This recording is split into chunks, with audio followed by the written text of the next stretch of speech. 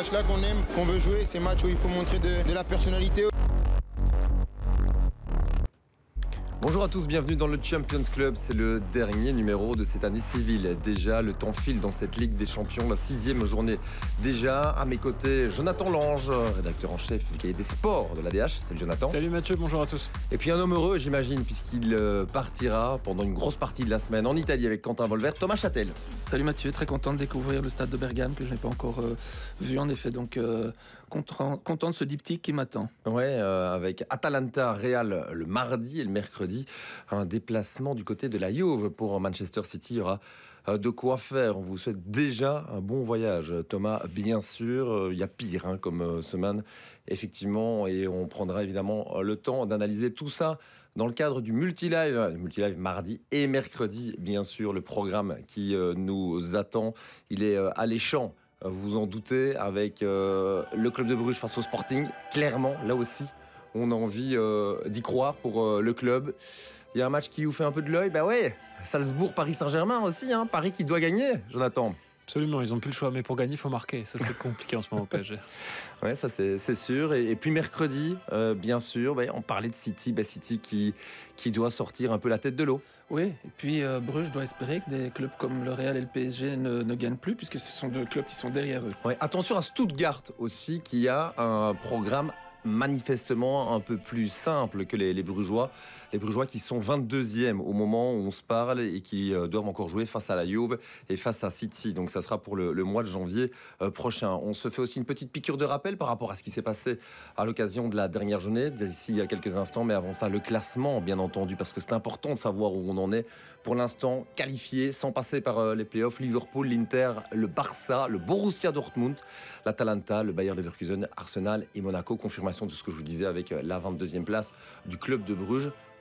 Barcelone qui ira aussi au Borussia Dortmund. On en parle avec Antoine Simoneau d'ici quelques instants en direct depuis l'Espagne. Salut Antoine, j'espère que tu vas bien. Après d'ailleurs un chouette week-end en Liga, un championnat complètement relancé. Salut Mathieu, salut à tous. Oui, complètement. Une Liga plus passionnante que jamais. Oui, avec le Barça qui a perdu des plumes, l'Atlético qui a gagné à la toute dernière minute. Je pense que notre consultant Alex Teclac ne s'en est toujours pas remis. Et le Real qui gagne à nouveau. Ça veut dire que le Real est en forme. C'est peut-être un peu trop rapide pour le dire, mais en tout cas se réveille au bon moment à quelques heures de ce déplacement du côté de l'Atalanta. Le Real va mieux en Liga, mais face au gros cette saison, c'est quand même un peu compliqué. Donc là, il y a urgence à prendre des points et à gagner à l'Atalanta. Ouais, à voir ce que ça donnera. On en parle avec toi dans quelques instants, bien sûr, Antoine, mais j'aimerais aussi, pour que ce soit clair pour tout le monde, Jonathan et Thomas, qu'on revienne sur ce qui s'est passé il y a 15 jours. On avait eu droit à une journée assez exceptionnelle, avec 40 buts notamment inscrits le mardi, et un Charles de Ketelaar, lui aussi, tout aussi stratosphérique. Ce qu'il ne fallait pas rater. Ouais, et entre-temps, Bruges a pris un point aussi au Celtic. Et c'est pour ça que j'avais demandé à David Prudhomme, le réalisateur historique de cette émission, d'ailleurs, et tout aussi brillant, de nous proposer ce condensé 7 points sur 15 pour le club de Bruges, je le disais, qui jouera encore face à la Juve et face à City. La Juve à la maison, City à l'extérieur. On sait que le Sporting va un peu moins bien, va même beaucoup moins bien depuis le départ de Ruben Amorim. C'est le moment de jouer face au Lyon. Ah, clairement, c'est vrai qu'il y a un avant et un après Amorim, mais je trouve que c'est normal finalement. On a fait le choix de miser sur Joao Pereira, qui est un technicien assez inexpérimenté, qui a gravi les échelons au Sporting. Il était d'abord à la tête des U23, puis de l'équipe réserve. Mais force est de constater que la succession d'Amorim, elle est délicate. Et ça, c'était un petit peu couru d'avance. Donc c'était 33 sur 33 en championnat avec Amorim. Et depuis son départ, c'est pourtant qu'il revient à toute allure, en fait. Ouais. Virtuellement ils sont plus leaders, parce que derrière Benfica qui suit à 2 points mais qui a un match en moins aussi, et c'est vrai qu'on a aussi une porosité défensive qui est revenue. C'était une équipe qui encaissait très peu de buts, le Sporting, avec Amorim. Quand il était là en championnat, ils n'en avaient pris que 5, et là déjà en 2 journées ils en ont repris 3, donc et ils en ont pris 5 face à Arsenal lors de la dernière journée aussi, donc c'est très jeune derrière, ouais. Diamandé notamment, l'Ivoirien, qui est très très bon, de Bast évidemment qu'on connaît et qui ces derniers temps a perdu sa place.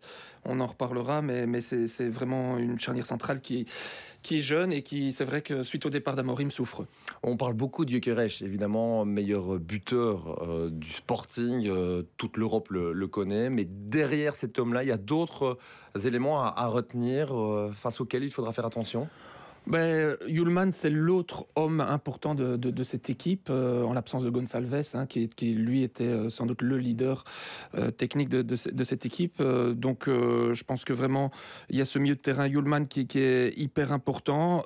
Évidemment, Gyökeres. Et puis, il y a la petite pépite, Giovanni Quenda, 17 ans, que tout le monde s'arrache déjà. Le PSG est dessus. La clause libératoire est mise à 100 millions d'euros. Un certain Roberto Martinez a dit de lui que c'était la future grande star européenne. On a envie de le croire, notre ancien sélectionneur. Il est piston sur le côté gauche, donc à surveiller aussi du côté de Bruges. Oui, et j'imagine que du côté du Sporting, on aurait été attentif au résultat du club de Bruges qui a gagné à Malines à la toute dernière seconde, dans des circonstances assez folles aussi. Et Bruges qui reste quand même sur 10 matchs consécutifs sans défaite. Dernière défaite en date, c'était à Milan le 22 octobre dernier. Ouais, vraiment pas mal ce que Niki Hayen est en train de faire. Je rappelle qu'en début de saison, il y a plein de voix qui s'élevaient en disant Hayen, finalement, c'était peut-être un peu surfait. On fait les comptes quelques semaines plus tard. Ça va bien pour Bruges. Ouais, ça va bien pour Bruges. Après, on l'a vu dans le résumé de David. En Ligue des Champions, il y a quand même pas mal de cadeaux. Il y a ce pénalty improbable contre Aston Villa, la passe en rentrée contre le Celtic. Je veux pas, minimiser ce qu'ils ont fait, mais il y a quand même certaines circonstances qui expliquent que. Voilà. Mais la chance, ça se provoque aussi. Il y avait eu aussi un gros pressing. Je dirais qu'avant, on les déballait pas les cadeaux du côté de Bruges ou des clubs belges. Où on en offrait. Nous-mêmes. Donc voilà. Ce qui est plus inquiétant, c'est l'inégalité des prestations de Bruges, que ce soit en Ligue des Champions ou en championnat belge d'ailleurs. La première mi-temps contre le Celtic et la deuxième le montrent bien.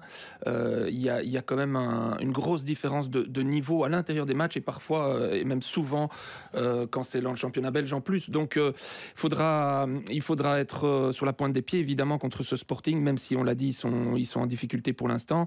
Et du côté du club, il faudra aussi surtout trouver qui va mettre les ballons au fond. Parce que Nilsson va être efficace. Nilsson 5 buts marqués en 10 matchs. Nilsson se réentraîne et sera dans le noyau. Commencera sans doute pas. Mais c'est vrai que Jules Glan n'est plus que l'ombre de lui-même. Du côté de Vermaat, c'est encore un petit peu léger sur les matchs européens. Et quand je dis 5 buts marqués en 10 matchs, c'est sur les 10 derniers matchs de Ligue des Champions, avec beaucoup de situations de but. En termes d'expected goal, Bruges est très bien classé, mais on sait que seuls les buts comptent au final, et là, c'est pas folichon.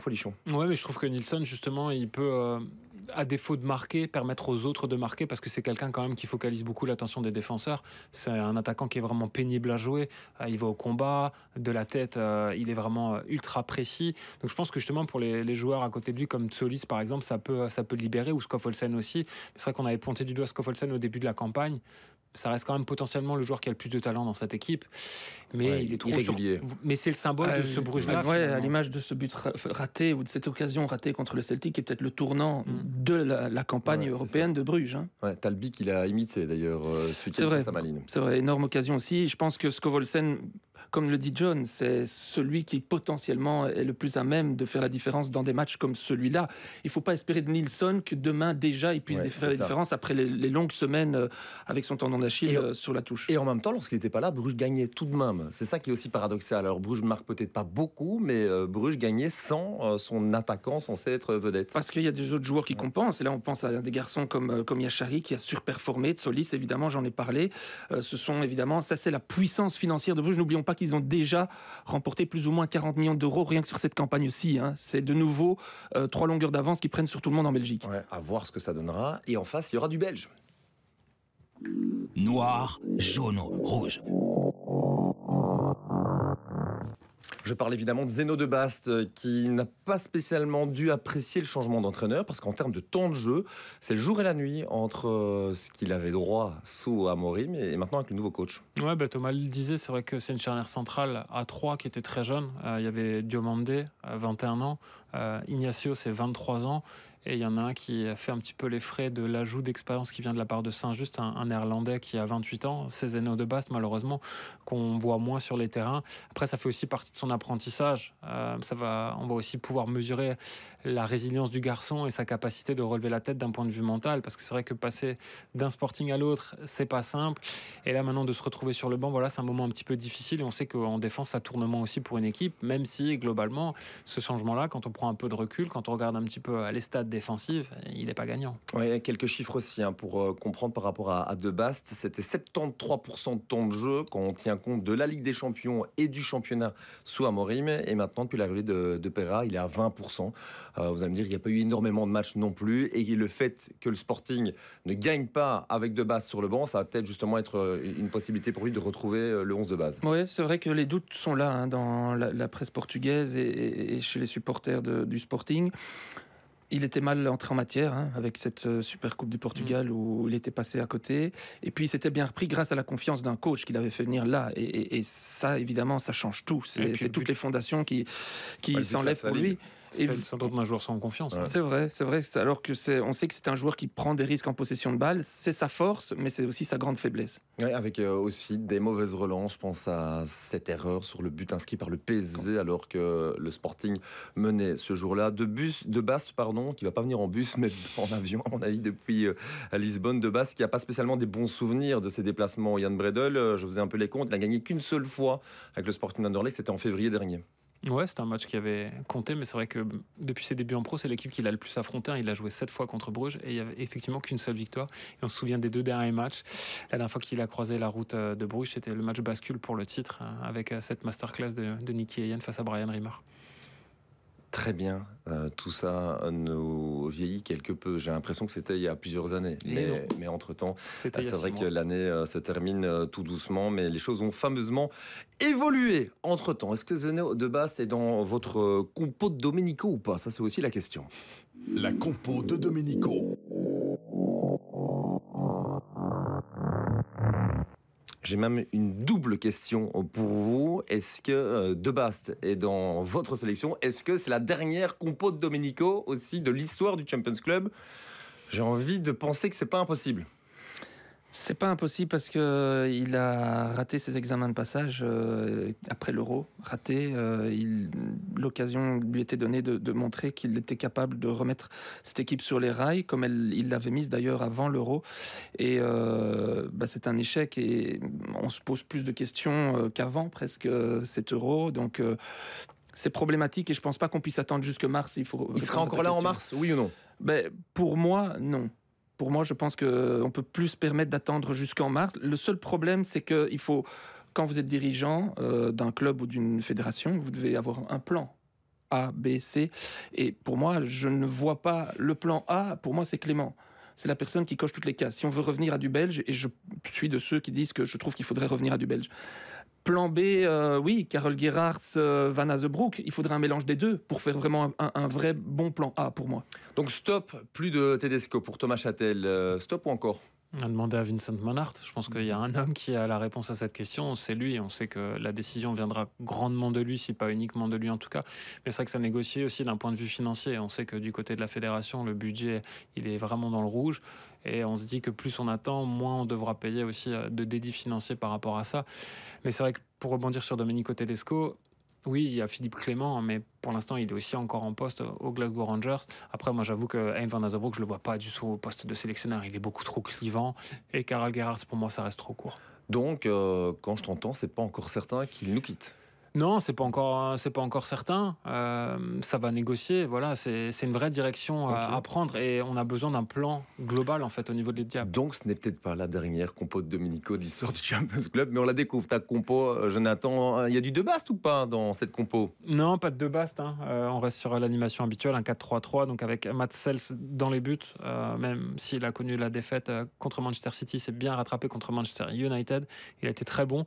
Avec Castagne, Kabasele, dont on a la photo, c'est bien Arthur Théat et Maxime de Kuiper. C'est bien Christian, c'est pas Nathan. Hein. Non, c'est pas Nathan. Au milieu de terrain, Roméo Lavia, même s'il est sorti blessé, les nouvelles sont plutôt bonnes du côté d'Enzo Maresca. C'est plus une mesure de précaution après ce match complètement fou de Première Ligue entre Chelsea et Tottenham, avec Kevin De Bruyne et Yuri Tielemans. Et voilà, Romelu Lukaku, entouré par Dodi Lukebakio, qui a des choses à se faire pardonner en sélection, alors qu'il cartonne quand même en club. Ouais, encore buteur d'ailleurs dimanche soir face à l'Atlético, Voilà. avec Séville. Et Jérémy Doku, forcément incontournable pour moi. Bon, et pas de Charles de Ketelaere dans ta compo. Est-ce qu'il y a du de Ketelaere dans celle de Thomas? Non, c'est vrai, il n'y a pas Ça, de... c'est quand même incroyable, il y a les gars. pas de Vous Charles regardez de les Ketelaere. matchs en Italie Ah oui, ou mais pas? je te répondrai après. Pour moi, j'ai mis les deux flancs de Bruges parce qu'ils ont montré en Ligue des Champions qu'ils étaient capables et puis que Castagne ne joue toujours pas à Fulham. De base, c'est là par contre. De base, c'était bien là, même si c'est vrai, il a perdu sa place de titulaire depuis 2 matchs. Avec Théâtre, parce que je voulais enlever face, parce que je trouve que ces derniers matchs n'ont pas été suffisamment convaincants. Et pour le reste, oui, j'aurais bien aimé mettre Lavia, mais l'ayant vu sortir ce week-end à la mi-temps, je me suis abstenu. J'espère que Kevin De Bruyne sera de retour. Et en effet, quand on a Doku, Trossard, Lukaku, dites-moi lequel on enlève pour mettre Charles de Ketelaere. Charles de Ketelaere, il marche sur l'eau là, Oui, mais c'est à l'heure actuelle. Oui, mais il marche sur l'eau dans quel contexte? Le football de Gasperini, il est ultra particulier. Son positionnement, il est vraiment ultra spécifique à ce qui se passe à l'Atalanta. Il faudrait presque que les Diables jouent comme l'Atalanta pour que Charles de Ketelaere exprime l'intégralité de son potentiel. Et c'est pour ça que tant qu'on joue, entre guillemets, en 4-3-3 comme ça, c'est compliqué de Il lui faire pourrait une pas place. s'adapter à ce système-là. Moi, je le vois rentrer en fait en cours de match et faire la différence. En système 4-3-3 comme ça, en effet, sur une aile, c'est compliqué. Et en vrai numéro 10, c'est pas non plus l'idéal. Charles de Ketelaere, c'est un joueur atypique. Clément avait bien trouvé la manière de l'utiliser en espèce de faux neuf. Et Gasperini est une autre personne qui est capable de le faire. Mais pour l'instant, Tedesco ne m'a pas montré qu'il était capable d'utiliser avec ses meilleures qualités. Bon, à voir si CDK, Carlo De Ketelaere, comme on l'appelle désormais à Bergame, te convainc demain, un soir, mardi soir, Thomas. On verra ce que ça donnera face au Real Madrid. C'est l'une des affiches de cette semaine. Mais il n'y a pas que ce match-là non plus. L'immanquable. Deux immanquables finalement qui concernent 2 équipes espagnoles. Le déplacement du Barça aussi à Dortmund est à retenir. Ça sera pour mercredi. Et Antoine, tu es toujours avec nous. J'imagine que tu nous as écouté religieusement, que tu as appris plein de choses sur le club de Bruges notamment. Mais au-delà de ça, on a envie de prendre des nouvelles de ce FC Barcelone qui a perdu des plumes ce week-end, je le répète, face au Real Betis dans les tout derniers instants. Alors on ne parvient pas vraiment à comprendre ce qui se passe avec ce Barça-là, assez convaincant en Ligue des Champions. On avait vu ça face au Bayern et parfois en championnat, il y a des défaites inattendues. Ça avait été le cas face à Las Palmas aussi la semaine d'avant. Ouais, ce Barça, comme tu le dis, Mathieu, qui nous avait enthousiasmé tout le début de saison et qui marchait un peu sur l'eau en Liga comme en Ligue des Champions, eh bien, depuis ces 2 très beaux succès contre le Bayern en Ligue des Champions et surtout sur la pelouse du Real Madrid en Liga le 26 octobre dernier, on a l'impression que cette équipe, eh bien, elle s'est peut-être un peu vue trop belle, qu'elle souffre un peu de suffisance parce qu'elle a perdu beaucoup de points, 10 points sur les 6 dernières journées de Liga. Elle a perdu à la Real Sociedad contre Las Palmas, elle a aussi fait nul contre le Celta et puis ce week-end contre le Betis. On sent qu'il y a beaucoup moins de maîtrise collective, qu'elle n'arrive plus vraiment aussi à gérer et contrôler ses matchs de bout en bout et surtout à tenir un résultat parce qu'elle s'est fait rattraper dans les 10 dernières minutes au Celta, parce qu'elle s'était fait égaliser ce week-end dans les arrêts de jeu face au Betis. Donc voilà, on sent qu'elle est moins sûre de sa force, qu'elle traverse une période un petit peu compliquée, qu'elle est plus fragile défensivement aussi. Mais il faut rappeler que cette équipe, elle est très jeune, elle est très inexpérimentée et c'est ça qui va être intéressant à voir un peu dans les semaines à venir, c'est de savoir si mentalement elle a la capacité pour inverser cette tendance et reprendre le fil de sa saison. Mais sur ce qu'elle montre ces derniers temps, c'est pas vraiment sûr. Le Barça, 12 points sur 15 en Ligue des Champions. Une seule défaite, c'était face à l'AS Monaco. Défaite assez surprenante d'ailleurs du côté de la Principauté. C'était en tout début de compétition. 12 points sur 15 aussi pour Dortmund qui va bien en Ligue des Champions, qui va beaucoup moins bien en Bundesliga. Il y a une question, Thomas Châtel, elle est pour vous du côté de nos réseaux sociaux. Vous savez que vous avez la possibilité de poser les questions que vous voulez liées au football, évidemment, à Thomas, ou pourquoi pas d'autres questions. Mais en tout cas, celle-ci était liée au football. Quelle est la plus grande différence entre le Barça en Liga et avec le Barça en Ligue des Champions? C'est Patrick qui te pose la question. Salut Patrick. Mais c'est vrai que finalement, la plus grande différence, c'est surtout une question de timing. C'était un Barça du début de saison avec un 33 points sur 36, 11 victoires, une défaite. Et puis c'est devenu du 5 points sur 15 lors des derniers matchs depuis début novembre. Il ne faut pas oublier qu'en Ligue des Champions, le résultat est un petit peu tronqué. Ils ont joué les Young Boys, ils ont joué l'Étoile Rouge, ils ont joué Brest sans leur manquer de respect. C'est quand même pas des équipes qui valent le top niveau de la Liga. Donc je pense qu'il y a une équipe qui est assez fragile. Alors il y a eu les blessés, donc on parle un peu, Christensen, Aroro derrière. Les 3 défaites en championnat, en effet, hasard ou pas, c'est sans Yamal titulaire, en tout cas. Donc il y a une dépendance Yamal, même si Rafinha et Lewandowski n'arrêtent pas de marquer. C'est une machine à but, mais défensivement, on a beaucoup loué cette capacité à jouer le hors-jeu. C'est quand même un jeu à risque et ça se voit et on le voit d'autant plus quand la machine est un petit peu grippée comme ces derniers temps avec, oui, comme on le disait, des jeunes derrière aussi, Koubarsi et Martinez. C'est plus les joueurs expérimentés d'avant. Jonathan, tu voulais revenir. D'ailleurs, tu me disais il y a quelques jours de cela, tu voulais revenir sur ce piège du hors-jeu qui est l'une des armes du Barça, mais qui s'est parfois aussi retourné contre les Blaugrana. Ouais, avec des petits chiffres à l'appui. Depuis le début de la saison, ils ont provoqué 107 hors-jeu. Dans le classement européen, l'équipe qui arrive derrière, elle en a provoqué 2 fois moins. Mais par contre, il y en a eu 0 contre le Betis ce week-end. Donc on sent quand même qu'il y a une adaptation des adversaires. Après, c'est une philosophie ultra risquée de la part de Flick. Il jouait déjà un petit peu comme ça au Bayern, parce que c'est quand même un technicien qui est inspiré d'Arrigo Sacchi, donc qui avait vraiment mis ça lui aussi en place. Et il y a 15 buts comme ça qui ont été refusés aux adversaires. Donc voilà, c'est vraiment une arme à double tranchant qui nécessite énormément de coordination de par la ligne des 4 derrière. Mais aussi, plus le gardien. Oui, et avec Neuer, il avait un 5e défenseur. Et qu'il avait un petit peu avec Ter Stegen. Et il y a aussi cette blessure-là, je pense, qui joue beaucoup. Et c'est toute la coordination en fait du bloc équipe. Et c'est tellement risqué qu'en fait, le moindre petit grain de sable dans la mécanique peut l'enrayer. Et ça, c'est quand même un jeu à risque. Et on voit que maintenant, les adversaires commencent aussi à s'adapter à ça. Parce que n'avoir concédé aucun hors-jeu hier contre le Betis Séville, c'était quand même très surprenant. Quel est le regard justement de la presse espagnole, ou en tout cas des observateurs du foot espagnol en général, Antoine, à ce sujet? C'est vrai que c'est quand même assez surprenant. On vient d'entendre les chiffres de Jonathan concernant les hors-jeux. C'est très novateur. Déjà, c'est une arme fantastique, comme le dit Jonathan, quand elle fonctionne. Et il a entièrement raison. On a vu ce week-end les joueurs offensifs du Betis qui attendaient vraiment et se mettaient vraiment juste derrière juste devant plutôt les défenseurs du Barça pour ne pas être pris au piège du hors-jeu. Donc il a raison. Les adversaires commencent à s'adapter. Et après, on a vu que quand ils arrivaient à partir un petit poil derrière, ils étaient en grande difficulté défensive. Donc c'est une technique qui a bien marché. On l'avait vu notamment dans le Classico avec Kylian Mbappé qui avait été pris un nombre de fois incalculable au hors-jeu. Et là, on sent que ça marche moins bien. Donc c'est risqué. Ça symbolise quand même la volonté d'Hansi Flick de jouer d'un football offensif avec une équipe qui est très très haut sur le terrain. Mais les adversaires ont commencé à le comprendre. Et là, ça devient une arme qui fonctionne un petit peu moins bien. Je le répète encore une fois, Antoine, 12 points sur 15 pour les 2 équipes. On a le sentiment que l'équipe qui gagne demain sera quasi assurée de sa place dans le top 8. Lewandowski, pour qui c'est un retour aussi à Dortmund. Je rappelle qu'à l'époque, c'était 187 matchs et 103 buts au total pour le Polonais à Dortmund. Tu penses que le Barça va le faire mercredi soir, pardon? Ils sont un petit peu mentalement touchés avec ce nul au Betis, ces mauvais résultats en Liga. Je pense pas non plus qu'ils vont affronter un Dortmund qui est extrêmement fort. Donc il y aura certainement la volonté de montrer une autre image, de repartir sur une nouvelle dynamique. Puis c'est vrai qu'ils disposent d'armes offensives qui sont quand même assez phénoménales. Lewandowski, c'est le meilleur buteur de la Ligue des Champions avec 7 buts. C'est de loin et de très loin le meilleur buteur de la Liga avec 16 buts en 16 matchs. On a retrouvé un Lewandowski létal et contrairement à ces dernières saisons au Barça, c'est un Barça qui joue pour lui. C'est un Barça qui le cherche en remise, qui cherche aussi par descente à le trouver pour qu'il finisse les actions. Et on sent qu'il est vraiment complètement épanoui dans ce rôle-là et dans ce style de jeu finalement qui l'avait propulsé en Allemagne parmi les tout meilleurs avant-centres du monde.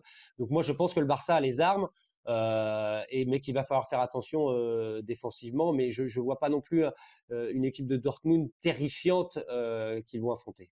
On n'a pas été capable de choisir en ce qui concerne l'immanquable de la semaine et donc on va aussi préfacer l'autre immanquable. Thomas, tu seras à l'Atalanta, Real, le Real qui s'est réveillé cette semaine, ce week-end en tout cas, avec aussi un but pour Kylian Mbappé, ce qui était censé être normal il y a quelques mois encore, devient inhabituel maintenant. Tout le monde parle de ce but d'Mbappé comme si c'était enfin le réveil du Français.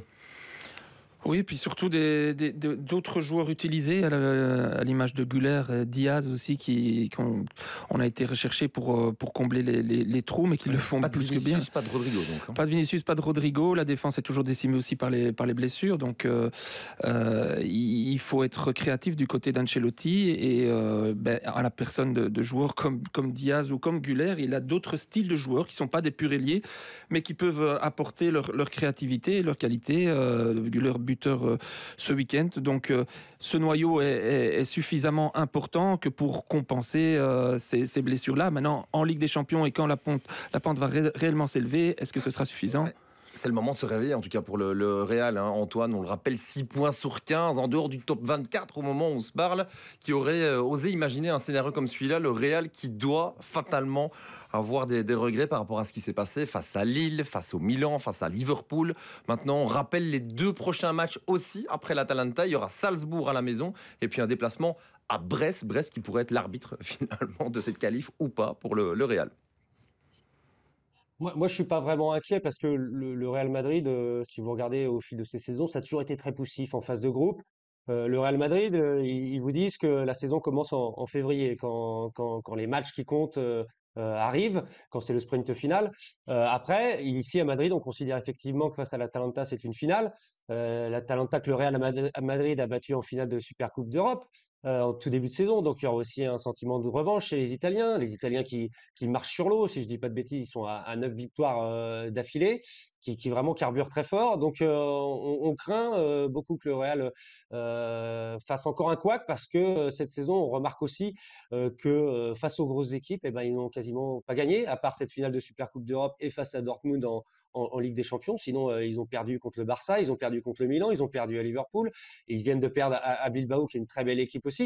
Donc voilà, le Real, c'est un petit peu les montagnes russes, même si je trouve qu'elle a retrouvé sur ces dernières semaines une solidité défensive collective qu'on n'avait pas vue. Ça, c'est un bon signe. Elle a retrouvé aussi un Jude Bellingham qui est influent dans le jeu et surtout qui est très très efficace, puisque c'est 5 buts sur ses 5 derniers matchs de Liga et 3 passes décisives. Donc voilà, il y a des signes positifs. Et alors vous le disiez, mais Vinicius et Rodrigo en plus seront de retour puisqu'ils font partie du groupe. Donc ça, c'est aussi peut-être une bonne nouvelle pour Carlo Ancelotti, d'avoir ces 2 armes supplémentaires offensivement. Après, je pense que ce qui va être très intéressant à voir, c'est est-ce que le Real va être en capacité de répondre au pressing et à l'agressivité des Italiens, parce que c'est une de leurs marques de fabrique. Et cette saison, à chaque fois qu'on leur a mis beaucoup d'intensité, ils ont été complètement perdus et dépassés, les Madrilènes. Ouais, c'était encore impressionnant à voir, hein, notamment vendredi face à l'AC Milan, cette victoire de buts 1. Le but de Charles de Ketelaere face à ses anciennes couleurs, c'est un avis, je vous le donne. Moi, j'ai le sentiment que l'Atalanta part favorite, tout simplement, face au Real, à la maison, dans le cas de figure actuel. Voilà, je me mouille. Ils ont typiquement les armes pour les embêter, parce que c'est un football qui repose beaucoup sur l'intensité, comme le disait Antoine. Et c'est vrai que j'avais la chance d'être à Anfield avec Jonathan Ancio et Benoît Tans il y a une dizaine de jours. Dans l'intensité, ils n'y étaient pas. En fait, ils étaient complètement dépassés. On a vu une équipe qui était en grosse difficulté, pas que Mbappé, mais c'est vrai qu'on sent que Carlo Ancelotti tâtonne, de par aussi les absences. Bon, là maintenant, il a joué en 4-2-3-1 le week-end dernier, mais avec Rodrigo et Vinicius qui reviennent, il va de nouveau devoir changer certaines choses. Donc voilà, on sent que c'est compliqué quand même pour eux, et aller répondre à l'Atalanta, qui est leader du championnat d'Italie aussi désormais, bon courage. On verra, on croise les doigts en tout cas pour les équipes espagnoles et pour Antoine, forcément toujours supporter des équipes de l'Espagne. Quoi qu'il arrive, Antoine, à bientôt, on se voit en 2025, hein, quoi qu'il arrive. Oui, bonne fête de fin d'année, messieurs, à très bientôt et merci pour tout, c'est toujours un plaisir. C'est aussi le cas pour nous. Merci Antoine. C'est vrai que cette Ligue des Champions, d'habitude, on savait à la mi-décembre qui était qualifié. Il faudra donc se donner rendez-vous à la fin du mois de janvier avec 2 journées, et notamment une journée exceptionnelle, le 29 janvier, avec 18 rencontres en même temps. C'est d'ailleurs le gros point d'interrogation de cette nouvelle formule, c'est de savoir comment vont se comporter maintenant les équipes qui peuvent calculer. Est-ce que ça va donner des matchs Combien d'équipes pourront calculer, justement, parce qu'on ne le sait pas. Des non-matchs dans les 2 dernières journées. Voilà, ça c'est pour moi le point d'interrogation de cette formule avant de la juger, de dire que c'est magnifique ou complètement nul. On ne va pas juger. Par contre, moi, je vais vous juger dans quelques instants par rapport au thème du jour. Le thème du jour, fallait-il prolonger ou pas un certain Pep Guardiola? Choisis ton camp. Au cœur de la tourmente, l'Espagnol a été prolongé pour 2 ans. Alors, il faut choisir son camp. Pour ou contre cette prolongation, Jonathan Lange. Contre City, avec Guardiola, c'est 6 titres de champion, 2 cups, 4 coupes de la Ligue, 3 Community Shield, une Ligue des Champions, une Super Coupe d'Europe et un Mondial des clubs. Guardiola, c'est tout ça. C'est le plus grand manager de l'histoire de Manchester City. Alors, qu'est-ce qu'il a encore à gagner? Plus rien. Pourquoi prolonger alors? Pour abîmer ce qu'il a construit, parce qu'il a plus à perdre alors qu'il a déjà tout gagné. Et il y a le syndrome de l'année de trop. Son excellence, le problème, c'est qu'elle a fait naître l'exigence et elle ne tolère pas d'être moyen ou même juste bon ou même très bon. On a sans doute, je pense, le plus grand entraîneur de l'histoire en club, mais on aurait voulu le voir ailleurs. Pour être le plus grand technicien de l'histoire, il y a un défi, un vrai, un grand, un immense, c'est la sélection du Brésil. Et moi, c'est là que je voulais le voir si cet entraîneur peut aussi être un sélectionneur. Ce sont 2 versants du métier que lui peut apprivoiser. Alors à la tête de la sélection la plus mythique de l'histoire, mais qui n'a plus gagné depuis la Coupe du Monde de 2002, on a eu Scolari.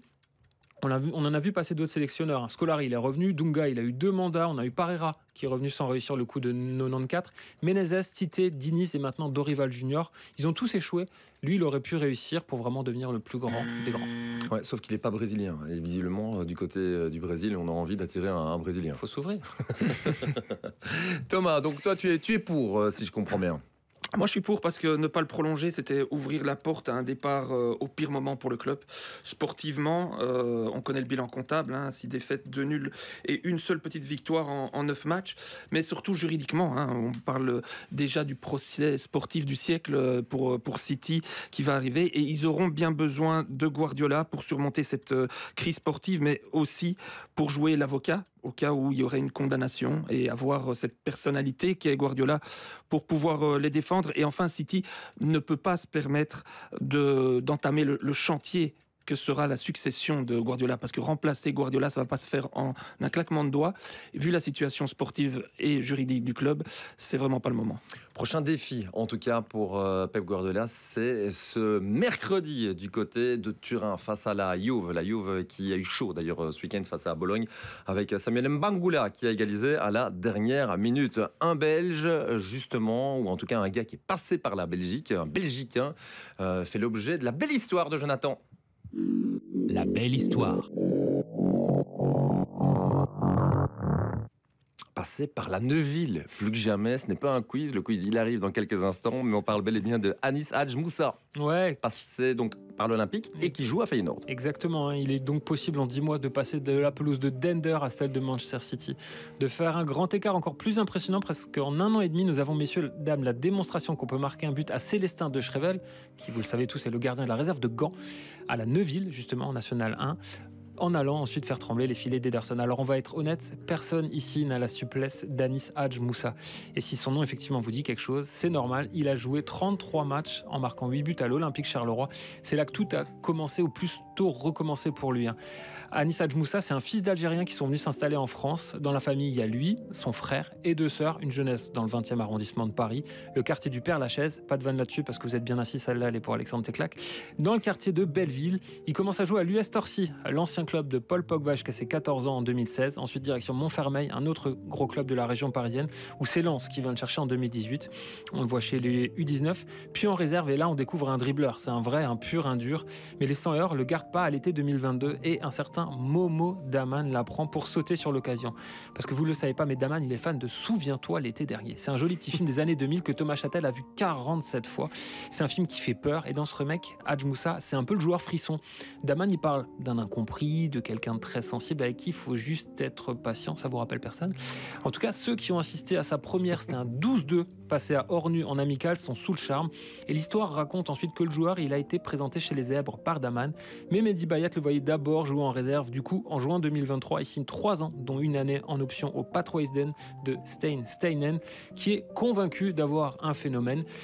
A raison, l'Algérien il reste que 8 mois, Vitesse le repère et se le fait prêter avec option et là tout va encore plus vite. 2 mois plus tard il signe au Feyenoord, ce sera la dernière recrue d'un certain Arne Slot et depuis c'est Brian Priske qui profite de cet ailier qui est arrivé en hélicoptère à sa présentation et les défenses adverses dégustent.